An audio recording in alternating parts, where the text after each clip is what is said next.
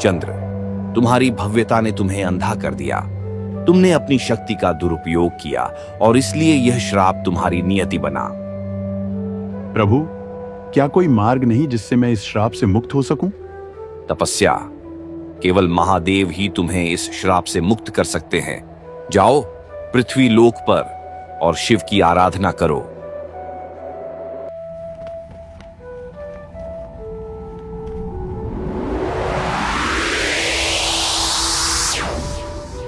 और फिर प्रारंभ हुआ एक ऐसा अनुष्ठान जो हजारों वर्षों तक श्रद्धा का प्रतीक बन गया। एक ऐसी साधना जिसने सोमनाथ को जन्म दिया। चंद्रदेव जलधारा में प्रवेश करते हैं और अपनी सारी शक्ति शिव को समर्पित करते हैं। वे कठोर तपस्या करने लगते हैं। हवा रुक जाती है, पक्षी मौन हो जाते हैं, समुद्र भी शांत हो जाता है।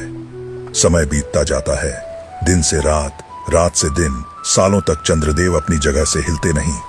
कहते हैं, जब श्रद्धा पूर्ण होती है तब भगवान स्वयं प्रकट होते हैं, और वही हुआ। चंद्रदेव की तपस्या से खुश होकर भगवान शिव प्रकट होते हैं और कहते हैं, चंद्रदेव, तुम्हारी तपस्या से प्रसन्न होकर मैं तुम्हें वरदान देता हूं। तुम्हारा तेज हमेशा अमर रहेगा और जिस स्थान पर तुमने तपस्या की वहां मेरी ज्योति सदा प्रकाशित रहेगी। इस वरदान के बाद धरती पर एक शिवलिंग प्रकट होता है। चारों ओर रोशनी फैल जाती है और इस तरह सोमनाथ ज्योतिर्लिंग प्रकट हो गया। वैदिक युग के बाद पहली बार 649 ईस्वी में वल्लभी के मैत्रिक राजाओं ने सोमनाथ मंदिर का पुनर्निर्माण किया था। निर्माण के समय सैकड़ों राजमिस्त्री, कारीगर, मूर्तिकार और वैदिक ब्राह्मण सोमनाथ मंदिर के निर्माण में लगे।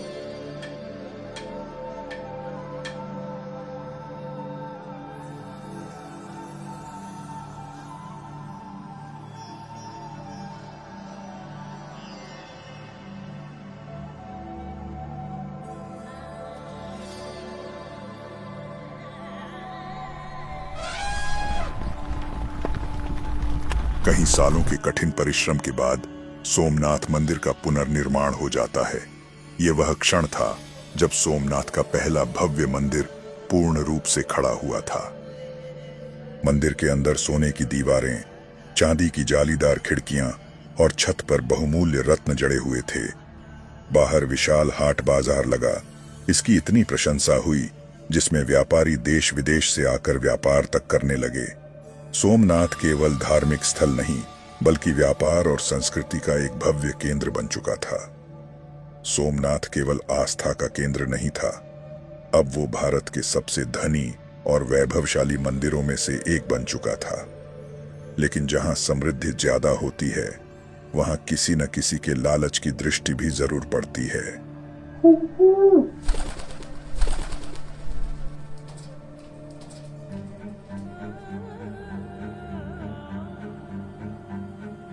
उस समय की रात भी बहुत गहरी थी। समुद्र की लहरें भी शांत थीं, लेकिन हवा में एक अजीब सा सन्नाटा था। सोमनाथ मंदिर में शिव भक्तों की भीड़ थी। शंख और मंत्रों की गूंज से माहौल भक्तिमय बना हुआ था। लेकिन किसी को नहीं पता था कि अंधेरे में एक तूफान उनकी ओर बढ़ रहा था। एक ऐसा तूफान जो सिर्फ हवाओं का नहीं बल्कि तलवारों और आग का था। अरब गवर्नर अल जुनैद अपनी विशाल सेना के साथ सोमनाथ को मिटाने के इरादे से आगे बढ़ रहा था। दूर क्षितिज पर धूल के गुब्बार उठ रहे थे और घोड़ों की टापों की आवाज पास आती जा रही थी। मंदिर के प्रहरी चौंक उठे। कुछ ही पलों में चारों ओर अफरा तफरी मच गई। लुटेरे, यह शब्द गूंजते ही हर कोई सतर्क हो गया। लेकिन सोमनाथ के लोग योद्धा नहीं थे, वे तो भक्त थे जो शिव के नाम पर जीते थे। फिर भी कुछ ने हथियार उठाए, कुछ ने अपने परिवार को बचाने के लिए भागने का रास्ता तलाशा। लेकिन हमलावर सेना के सामने वे सब बेबस थे। अल जुनैद की सेना मंदिर के द्वार तोड़ते हुए अंदर घुसी। वे मूर्तियां तोड़ने लगे, सोने चांदी के आभूषण लूटने लगे और जिसने भी विरोध किया उसे तलवार के घात उतार दिया।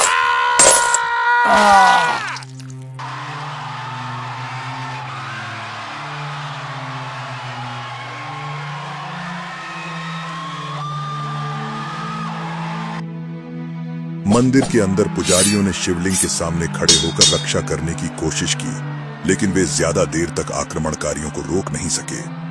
एक झटके में तलवारें चमकी और मंदिर का गर्भगृह खून से लाल हो गया। आखिरकार जुनैद ने अपने सैनिकों को आदेश दिया, मंदिर को पूरी तरह खत्म कर दो। और कुछ ही देर में सोमनाथ का भव्य मंदिर मलबे में तब्दील हो गया।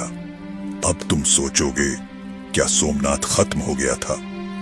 नहीं, क्योंकि विश्वास को तलवारों से नहीं मिटाया जा सकता। यह मंदिर नष्ट हुआ, लेकिन यह उसका अंत नहीं था।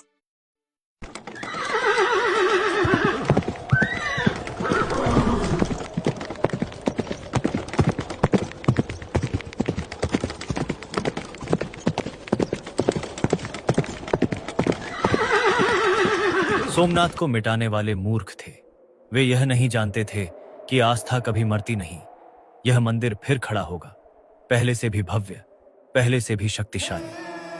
सन 800 ईस्वी में गुर्जर प्रतिहार राजा नागभट्ट द्वितीय ने फिर से सोमनाथ मंदिर का पुनर्निर्माण कार्य चालू कराया। अल जुनैद के आक्रमण के 90 साल बाद इस मंदिर को पहले से भी ज्यादा भव्य बनाने का प्रयास किया गया, ताकि कोई आसानी से इस पर आक्रमण न कर सके। सैकड़ों कारीगर और राजमिस्त्री मंदिर के पुनर्निर्माण में जुट जाते हैं। सालों की मेहनत, अटूट आस्था और दृढ़ निश्चय के बाद सोमनाथ मंदिर एक बार फिर खड़ा हो चुका था, पहले से भी अधिक भव्य, पहले से भी अधिक मजबूत। राजा नागभट्ट द्वितीय ने अपने संकल्प को पूरा करते हुए इस मंदिर का पुनर्निर्माण करवाया, और यह न सिर्फ एक धार्मिक स्थल बल्कि शक्ति और आस्था का प्रतीक बन गया। मंदिर की ऊंचाई बढ़ा दी गई, इसके चारों ओर मजबूत दीवारें बनाई गईं, और यह फिर से भारत की समृद्धि और गौरव का प्रतीक बनकर चमकने लगा। लेकिन इतिहास ने यह तय कर लिया था कि सोमनाथ की परीक्षा अब भी खत्म नहीं हुई थी। समय बीतता गया, शताब्दियां गुजर गईं। सोमनाथ में रोज हजारों श्रद्धालु आते, लेकिन फिर एक और अंधेरा इस भूमि की ओर बढ़ा।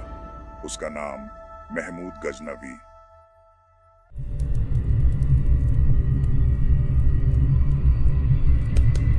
मैंने कई सल्तनत फतेह किया है, लेकिन अब मैं वो उस बेशकीमती बेशुमार काफिरों के मंदिर का दीदार चाहता हूं, क्योंकि मैंने सुना है कि हिंदुस्तान का सोमनाथ मंदिर अनगिनत खजानों से भरा हुआ है। क्या यह सच है? हुकूमत शाह, सोमनाथ केवल सोने का मंदिर ही नहीं, बल्कि हिंदुओं की आस्था का सबसे बड़ा केंद्र भी है। उस पर फतेह हासिल करना इतना आसान नहीं होगा। तब तो इस सोच को मेरे हकीकत में तब्दील करना बिल्कुल लाजमी है। यह फैसला हो गया। मैं सोमनाथ पर चढ़ाई करूंगा और वहां के खजाने को अपने राज्य की शान बनाऊंगा। सन 1025 ईस्वी, गजनी का क्रूर शासक महमूद, वह अपनी 5000 विशाल सेना के साथ भारत की ओर बढ़ा। रास्ते में उसने कई शहरों को नष्ट कर दिया, पर उसका असली लक्ष्य अभी भी उसके सामने था, सोमनाथ। सोमनाथ के रक्षकों को खबर मिल चुकी थी कि एक विशाल सेना मंदिर की ओर बढ़ रही है, लेकिन इस बार हालात अलग थे। राजा भीमदेव और सोमनाथ के वीर सैनिकों ने संकल्प लिया कि वे अंतिम सांस तक इस मंदिर की रक्षा करेंगे। जब महमूद की सेना ने मंदिर के द्वार पर हमला किया, तो हजारों योद्धा तलवारें लेकर किले की दीवारों से कूद पड़े। घमासान युद्ध छिड़ गया। खून से धरती लाल हो गई, तलवारों की चमक और युद्ध घोष आकाश में गूंजने लगे। लेकिन गजनवी की सेना संख्या में बहुत बड़ी थी। मंदिर के रक्षक एक एक कर गिरने लगे। मंदिर के अंदर भक्त और पुजारी शिवलिंग के चारों ओर घेरा बनाकर बैठे रहे। उन्होंने भगवान से प्रार्थना की, लेकिन नियति कुछ और ही थी। महमूद गजनवी और उसके सैनिक मंदिर के अंदर घुस गए। जो सामने आया उसे काट दिया गया। फिर वह शिवलिंग के पास पहुंचा और अपनी तलवार से पहला वार किया।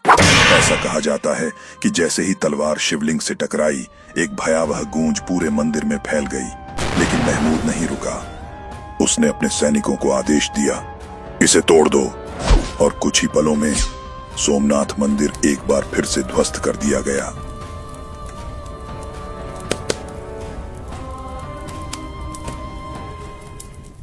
वो इतना क्रूर इंसान था कि उसने सन 1011 ईस्वी में वर्तमान हिमाचल प्रदेश में स्थित कांगड़ा के मंदिरों पर भी हमला किया था, जहां अपार संपत्ति थी। इस हमले के बाद उसने सोने और चांदी की हजारों मूर्तियां और कीमती रत्न लूट लिए। तब भी उसका मन नहीं भरा था तो उसने 1018 ईस्वी में मथुरा और कन्नौज के मंदिर पर हमला किया था। मथुरा हिंदू धर्म का एक महत्वपूर्ण तीर्थ स्थल था, जहां कई मंदिर थे। गजनवी ने यहां हजारों मंदिरों को तोड़ा और लूटा।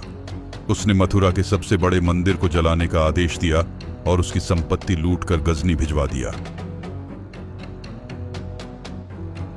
इसके बाद उसने कन्नौज पर भी आक्रमण किया, जहां कई मंदिरों को ध्वस्त किया। कुल मिलाकर महमूद गजनवी ने भारत पर कुल 17 बार हमला किया था। उसने उत्तर भारत के कई मंदिरों को नष्ट किया और भारी मात्रा में सोना चांदी लूटकर गजनी भेजा। महमूद गजनवी का मकसद भारत पर शासन करना नहीं था, बल्कि धन और मंदिरों की लूटपाट करना था।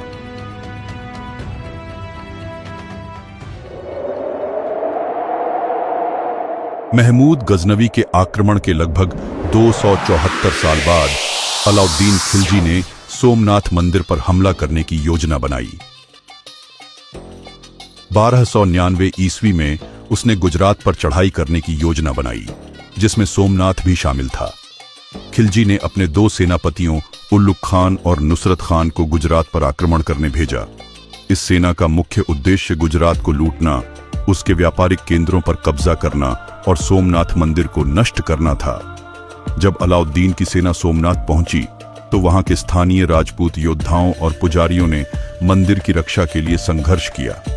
गुर्जर प्रतिहार और स्थानीय चौहान राजपूतों ने वीरता से लड़ाई लड़ी, लेकिन वे मुगलों की विशाल सेना के आगे टिक नहीं सके। युद्ध में हजारों सैनिक और भक्त बलिदान हो गए, लेकिन उन्होंने आखिरी सांस तक संघर्ष किया। अंततः मंदिर की रक्षा टूट गई और मुस्लिम सेना ने मंदिर को लूट लिया।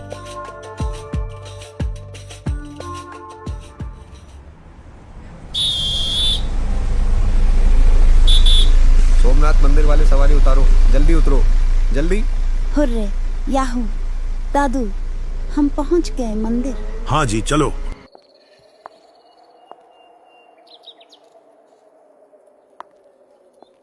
दादाजी, ये कौन है? किसकी मूर्ति है ये? ये बेटा वो है जिसने सोमनाथ मंदिर के लिए अपनी जान दे दी, हम्मीर जी गोहिल।